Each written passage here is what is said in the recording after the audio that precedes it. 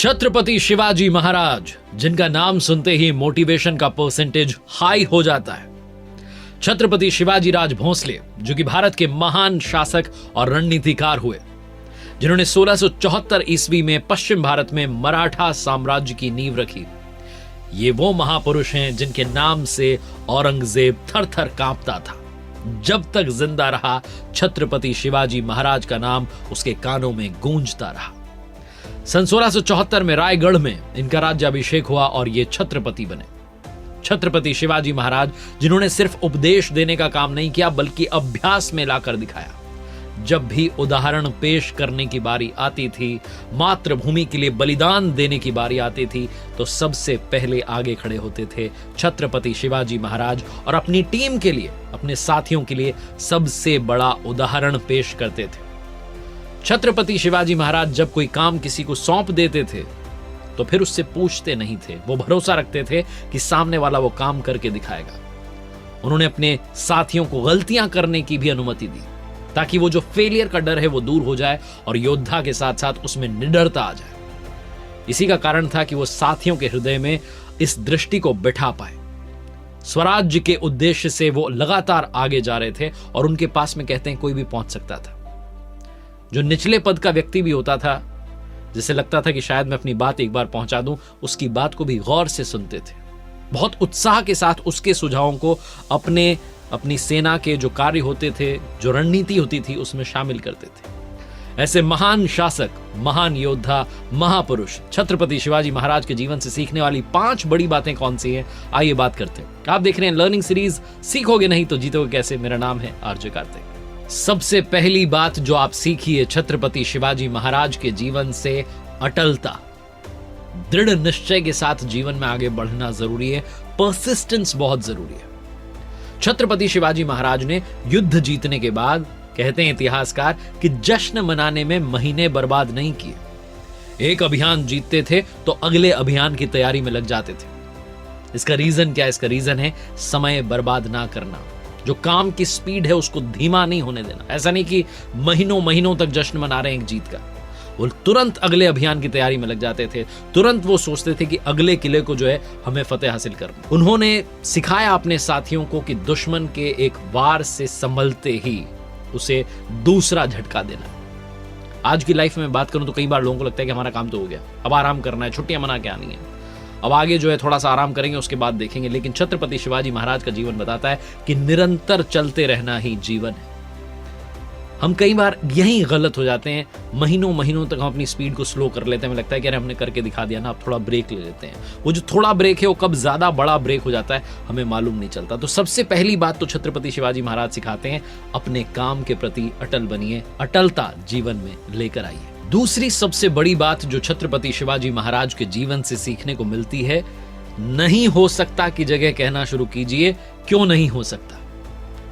उनके जीवन काल में कई ऐसे उदाहरण आए जब कोई सामान्य स्तर का व्यक्ति होता तो कह देता है तो इम्पॉसिबल है, तो असंभव है। लेकिन ये असंभव शब्द छत्रपति शिवाजी महाराज के जीवन में था ही नहीं, उनकी डिक्शनरी में था ही नहीं। उन्होंने तमाम चुनौतियों का सामना किया और दुनिया को दिखाया कि एक योद्धा क्या होता है, एक महापुरुष का काम क्या होता है। जो पहाड़ों की तरह दिखने वाले बड़े बड़े चैलेंजेस थे, उनसे पार पाना ही उनकी स्पेशलिटी बन गई थी।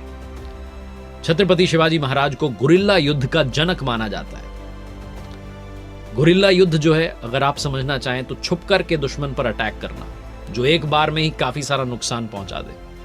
और गुरिल्ला युद्ध जो है, मराठा साम्राज्य की जो राजनीतिक सफलता थी उसका बहुत बड़ा कारण था। गुरिल्ला युद्ध में क्या होता था, जब अटैक करने के लिए जाते थे तो दुश्मन को लगता था कि सामने से 30,000 की सेना आ रही, लेकिन एक जो सैनिक होता था वो अपने हाथ में 2 मशालें लेकर के चलता था। उन मशालों के साथ में और मशालें जो थी वो जानवरों के जो सींग होते हैं उनसे बांध देता था। तो दूर से ऐसा लगता था कि हजारों की संख्या में सैनिक आ रहे हैं। इसी तरीके से हमें समझना चाहिए, सीखना चाहिए लाइफ में कि हम बिना घबराए, बिना खुद को कम आके लाइफ में बड़े बड़े संकटों का सामना कर सकते हैं। लेकिन फिर से वही बात कि क्या आप ये कहते हैं कि नहीं हो सकता?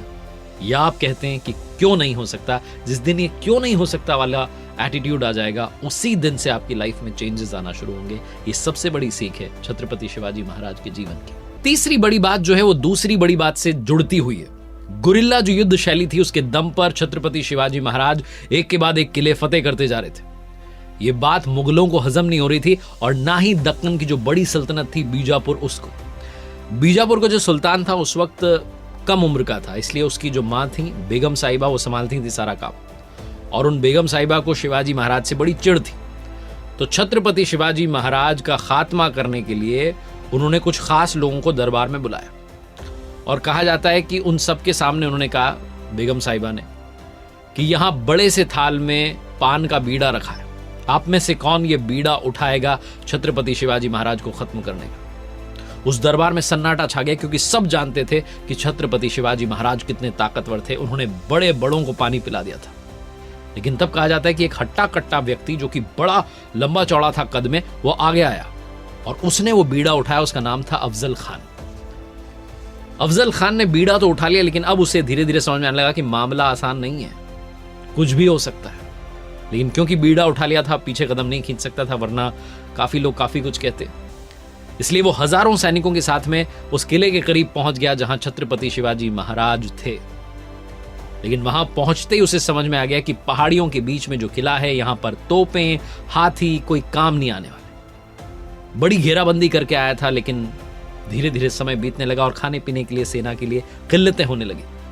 तो ऐसे में उसे लगा कि क्यों ना एक संधि कर लेते हैं, एक मीटिंग फिक्स करते हैं। तो अपने दूत के साथ में उसने पैगाम भिजवाया छत्रपति शिवाजी महाराज के पास कि आपकी और हमारी मीटिंग जो है वो तय की जा रही है, आप आइए मिलने के लिए। छत्रपति शिवाजी महाराज ने हाँ कह दिया, लेकिन उन्होंने अपनी तरफ से एक शर्त रखी कि ये जो मुलाकात है किले के पास वाली घाटियों में होनी चाहिए, क्योंकि स्ट्रेटेजिकली उनकी बढ़त उस एरिया में ज्यादा थी।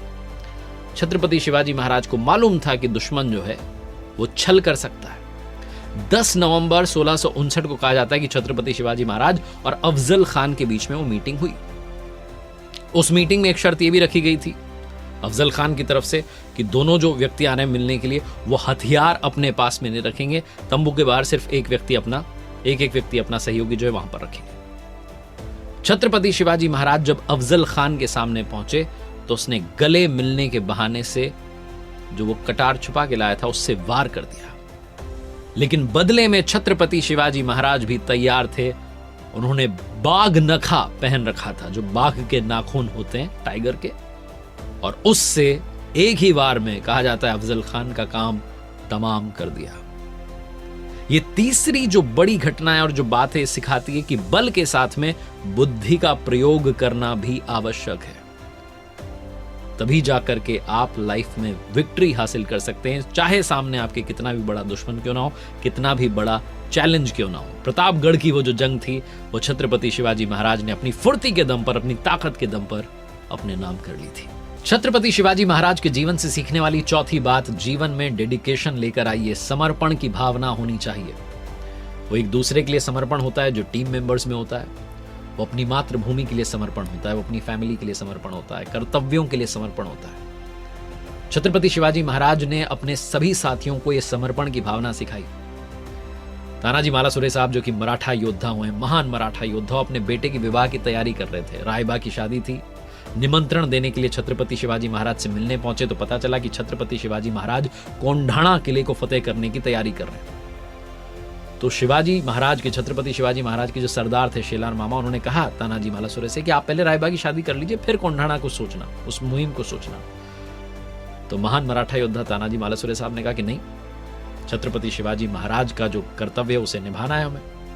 उन्होंने कोंढाणा किले को फतेह करने की तैयारी की है तो मैं उसमें सबसे आगे रहूंगा। उन्होंने कहा पहले किला जीतेंगे फिर शादी करेंगे। लेकिन इस युद्ध में तानाजी मालुसरे साहब शहीद हो गए। महान मराठा योद्धा तानाजी मालुसरे जब चले गए तो छत्रपति शिवाजी महाराज ने कहा कि गढ़ तो हमने जीत लिया लेकिन शेर खो दिया। कोंढाणा किले को रीनेम कर दिया, नाम बदल दिया और सिंहगढ़ उसका नाम रख दिया। और जो तानाजी मालुसरे का कर्तव्य था, अपने बेटे की शादी करनी थी, उस कर्तव्य को स्वयं छत्रपति शिवाजी महाराज ने अपने हाथों पूरा किया। उन्होंने तानाजी के बेटे रायबा की शादी करवाई। ये टीम मेंबर्स के लिए समर्पण होता है, जो बड़े साम्राज्यों के निर्माण में बड़ा सहायक होता है। जीवन में बिना डेडिकेशन के आप किसी भी मंजिल तक पहुंच नहीं सकते, इसीलिए सीखिए कि डेडिकेशन होता क्या है और कैसे इसको निभाया जाता है। और आखिरी बड़ी बात जो छत्रपति शिवाजी महाराज के जीवन से सीखने को मिलती है, इनोवेशन बहुत ज्यादा आवश्यक है। कुछ ना कुछ नया ट्राई करते रहना चाहिए, चाहे गुरिल्ला युद्ध की बात हो, चाहे नेवी की बात हो। छत्रपति शिवाजी महाराज को इंडियन नेवी का जनक भी कहा जाता है। जो नौसेना का निर्माण है उनके कार्यकाल में हुआ। इंडियन नेवी के डॉक्यूमेंट्स कहते हैं कि छत्रपति शिवाजी महाराज के अधीन जो है इतनी मजबूत सेना थी कि चाहे ब्रिटिशर्स हों, पोर्चुगीज हों, डच हों, उनके खिलाफ अपनी पकड़ बना रखी थी। छत्रपति शिवाजी महाराज ने जहाज निर्माण के लिए कल्याण, भिवंडी और गोवा को सिलेक्ट किया था। ये व्यापार और जंग दोनों के लिए वहां पर जहाजों का निर्माण होता है। कहा जाता है कि उस वक्त उनकी नौसेना में 60 जहाज थे, 10,000 नौसैनिक थे और उन्होंने समुद्री तट पर कई सारी लंबी लंबी लड़ाइयां भी लड़ी थी। उन्हें तभी से मालूम था कि अगर भारत की रक्षा करनी है तो जो समुद्री तट हैं उस पर अपनी सेना को मजबूत करना है और उसके लिए नौसेना का निर्माण करना है।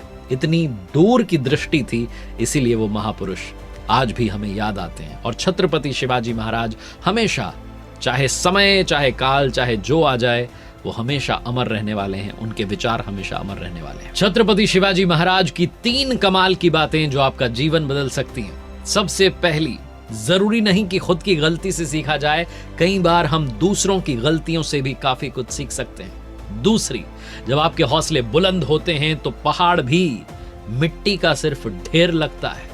और तीसरी, जो इंसान समय के कुचक्र में, बुरे दौर में भी पूरी शिद्दत से, ईमानदारी से अपना काम करता है, उसके लिए समय खुद को बदल लेता है।